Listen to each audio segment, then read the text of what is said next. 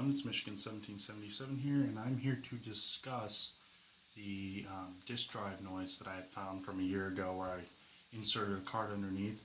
I will be recording this in 4K with the new Sony Xperia Z3V as well, so you guys can get a camera quality test here. And like I said before, it's in 4K resolution, which is really nice. Alright, so I'm going to get started out and explain to you guys why the PS4 makes this sound as it is.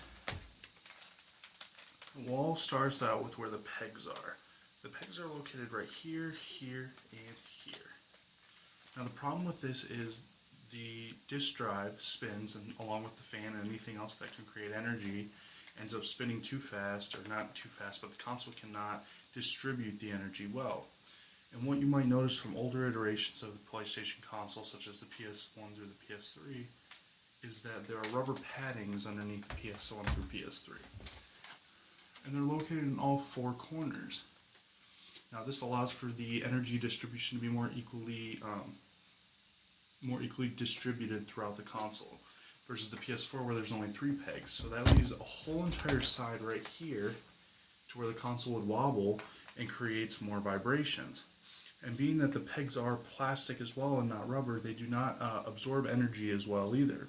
So what ends up happening is it's almost like a micro bouncing feeling, where the console is just bouncing very slightly, and you can't notice it without seeing like a really fast shot of maybe like 200 frames at least shot, to where the console is just bouncing on itself, and that's what's creating the vibration.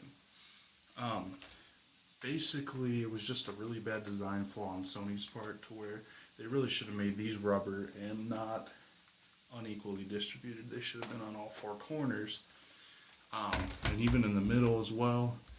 I like to say too, I have my laptop here, the Dell Inspiron 7000 series, and this thing has the exact same thing right here. This is a giant line, just rubber, and basically what that's going to do, as I mentioned before, it's distributed better. So the energy from the whatever's moving within my Dell, such as the fan or whatever, will be distributed, and it won't create that extra noise that the PS4 does. Really, I also think too, the PS3 was designed so loosely, and what I mean by that is this cover over the top, there's really not much in there. It's just kind of like raw plastic. If you push hard enough, you could probably bust that plastic open.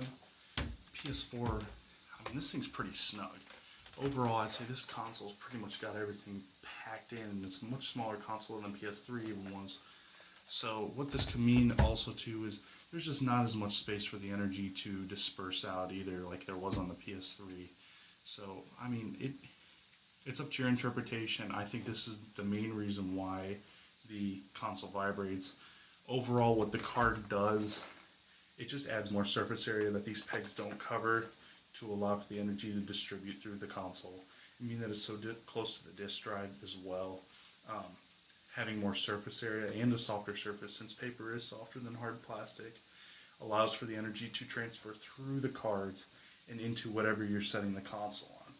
So, in essence, the disk drive will be spinning, and as the console vibrates, like those mini bounces that I had talked about, it will distribute through this card and into whatever it's sitting on.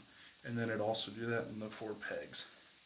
So that was just the basic discussion about why I believe the console does what it does and why there is noise whenever you use the console. So I hope this cleared stuff up, because I saw a lot of people had commented about it and weren't understanding why this had happened. So thank you, have a great day, and hope to see you guys next time.